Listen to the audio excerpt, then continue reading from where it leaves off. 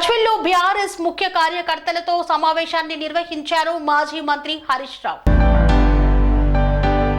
రైతు రుణమాఫీ చేస్తానని దేవుళ్ల మీద ఒట్లు వేసి దేవుళ్లను మోసం చేసిన ఘనత సీఎం రేవంత్ రెడ్డికే దక్కిందని, రేవంత్ పాలనలో కాంగ్రెస్ ప్రభుత్వంపై ప్రజలు విసుగు చెందిపోయారని మాజీ మంత్రి హరీష్ రావు అన్నారు. ఈ నెల 27వ తేదీన ఎల్కతుర్తిలో నిర్వహించనున్న చలో వరంగల్ బీఆర్ఎస్ రజతోత్సవ సభను విజయవంతం చేయాలని గజ్వేల్లో ఏర్పాటు చేసిన దిశా నిర్దేశ సభలో పాల్గొని మాజీ మంత్రి హరీష్ రావు మాట్లాడారు. ప్రజలను మీటింగుకు తీసుకుపోవడం ఎంత ముఖ్యమో వారిని ఇంటి వరకు చేర్చే బాధ్యత బీఆర్ఎస్ సైనికుల మీద ఉందన్నారు.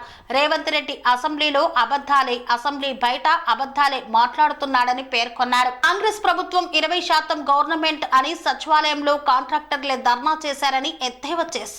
10,000 కోట్ల అప్పు కోసం 170 కోట్ల రూపాయలు బ్రోకర్కు లంచం ఇచ్చారని ఆరోపించారు.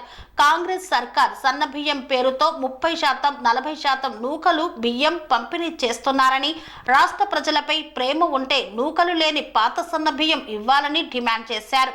ఒక్క చెట్టును నరికిన రైతుకు ఫైన్ వేస్తే 400 ఎకరాలలో వేల చెట్లను నరికిన రేవంత్కు ఎన్ని వేల కోట్ల ఫైన్ వేయాలి, ఎన్ని కేసులు పెట్టాలని పేర్కొన్నారు. చెట్లను నాటుడు కేసీఆర్ బ్రాండ్ అయితే చెట్లు నరుకుడు రేవంత్ బ్రాండ్ అని ఎద్దేవా చేశారు. బీఆర్ఎస్ సిల్వర్ జూబ్లీ వేడుకల్ని విజయవంతం చేయాల్సిన బాధ్యత తెలంగాణ ప్రతి పౌరుడిపై ఉందని, రాబోయే ఎన్నికల్లో బీఆర్ఎస్ విజయం ఖాయమని ధీమా వ్యక్తం చేశారు. కేసీఆర్ మాటలు వింటే గట్టిగా మాట్లాడతారు. రేపు మనకు లోకల్ బాడీ ఎలక్షన్స్లో లాభం అవుతుంది. అందువల్ల మీరు సీరియస్గా తీసుకొని మనకి ఇచ్చింది 15,000 టార్గెట్. నేనేమంటే 15,000 తీసుకురావాలి, 2-3,000 ఎక్కువ తేవాలి తప్ప తక్కువ తేవాలి. ఇందాక యాదవ్ రెడ్డి సార్ కానీ ప్రతాపాన్ని ఏమన్నారు, మీరేమి జనానికి భయపడుకుని ఇంకా 2 మంది ఎక్కువైనా నేను దండలాడతా తెస్తాను.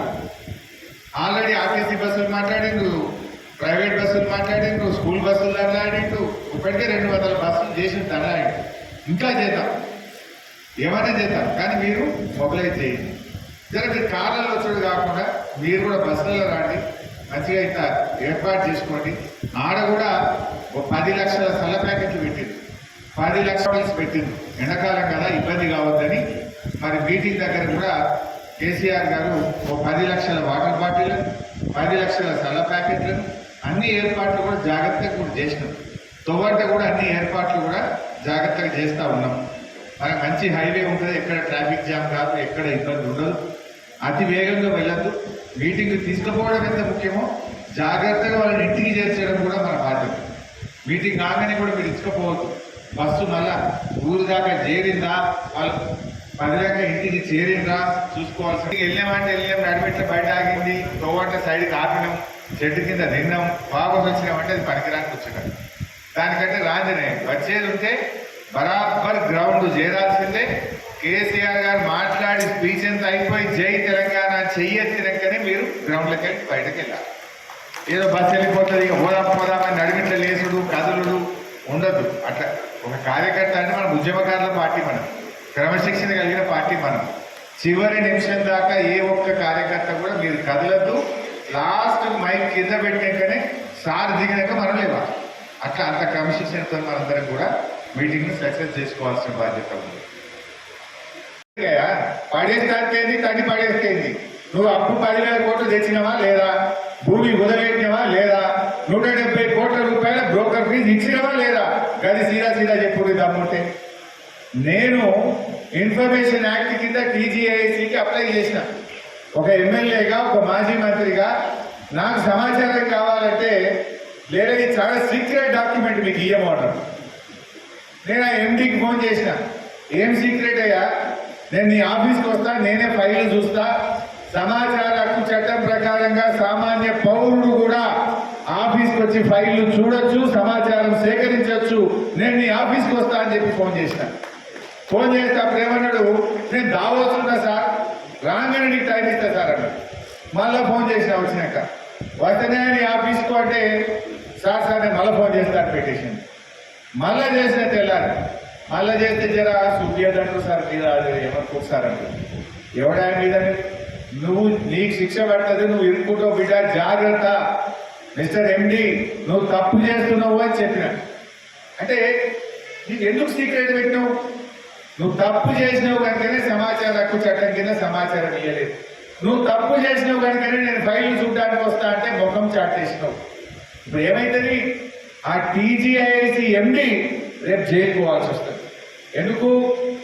అడవులు నరికినందుకు, తప్పు చేసినందుకు, ఇవాళ జింకలు జరిపోయినందుకు, నువ్వు అటవీ శాఖ అనుమతులు తీసుకోకుండా రాత్రికి రాత్రి 100 జేసీబీలు పెట్టి చెట్లు నరికినందుకు రేపు నీకు శిక్ష తప్పదు. ఇవాళ రేవంత్ రెడ్డి పాపానికి ఒక టీజీఐసి ఎండిఓ, ఒక ఫారెస్ట్ అధికారో, రేపు ఐఏఎస్ అధికారులు బలైపోయే పరిస్థితి వచ్చింది. ఇవన్నీ కూడా ఓ రోజు ఎనుకో ముందు అన్ని బయటకు వస్తాయి. అంటే ఇంకా రోజు గవర్నమెంట్ వేసేది లేదు. కాంగ్రెస్ వాళ్ళే చెప్తుంది, మాకు ఎమ్మెల్యేలే చెప్తుంది అసెంబ్లీలో, అలా అయిపోయింది మా పనిగా, అయిపోయింది మా పని అని వాళ్ళే చెప్తుంది. ఈ బియ్యం ఒకటి పెట్టింది, బియ్యం సంగతి కూడా మీకు తెలవాలి. కేసీఆర్ ఉండగా గవర్నమెంట్ స్కూళ్ళల్లో, గవర్నమెంట్ హాస్టళ్ళల్లో, గురుకుల పాఠశాలల్లో సన్న బియ్యంతో మనం కడుపు నిండి అన్నం పెట్టాం. అయితే రైస్ మిల్లులో సన్న బియ్యం ఇవ్వండి. బియ్యంలో ఒక రూల్ ఉంటుంది. ఏముంటుంది అంటే సారణ నూకలు, బారణ బియ్యం ఉంటుంది. అరే ఆ నూకల బియ్యం ఇస్తే పిల్లలు తినలేరు, పాత బియ్యం కావాలి, నూకలు లేని బియ్యం కావాలి, సన్న బియ్యం కావాలంటే రైస్ మిల్లులో ఏమన్నారు, క్వింటల్కి 350 రూపాయలు ఇస్తేనే ఇస్తాము అన్నారు.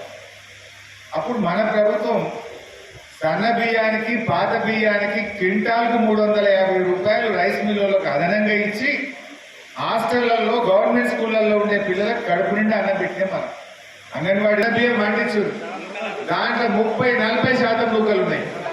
30-40% నూకలు ఉన్నాయి. అదంతా పాలిస్టర్ రైస్, ప్లాస్టిక్ రైస్ ఉందట.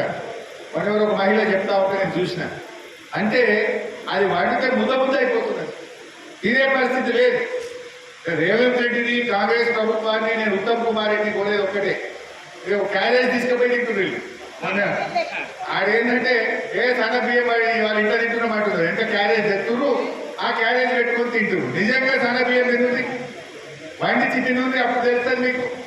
అందువల్ల నేను ప్రభుత్వాన్ని డిమాండ్ చేసేది ఏంటంటే, నూకలు లేకుండా కేసీఆర్ గారు ఎట్లయితే గురుకుల పాఠశాలలకు క్వింటల్కు 350 రూపాయలు అదనంగా ఇచ్చి ఫైన్ రైస్ ఇచ్చిండో, నువ్వు కూడా నూకలు లేకుండా క్వింటాల్కు 350 మిల్లర్లకు ఇయ్యి కడుపు నిండా అన్నం తినేటట్టు సన్న బియ్యం ఇయ్యాలని చెప్పి కూడా నేను డిమాండ్ చేస్తా ఉన్నా.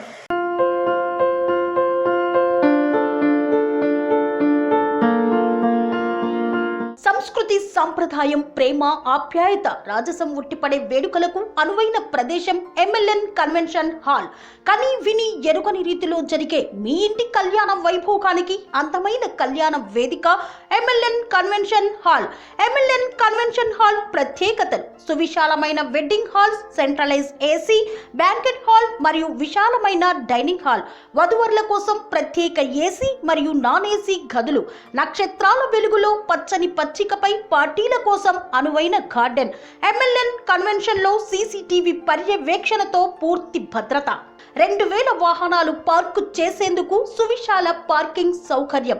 మీ ఇంట జరిగే అన్ని శుభకార్యాలకు, పెళ్లి, reception, engagement, birthdays, get together, corporate events, ఏ ఇతర శుభకార్యాలకైనా అందమైన వేదిక ఎంఎల్ఎన్ కన్వెన్షన్ హాల్. బుకింగ్ కోసం సంప్రదించండి 7550438888 మరియు 7550428888. మా అడ్రస్ చీర్యాల లక్ష్మీ నరసింహస్వామి దేవాలయం ప్రక్కన, near outer ring road, Keesara junction, Cheeryal గ్రామం, మేడ్చల్ జిల్లా.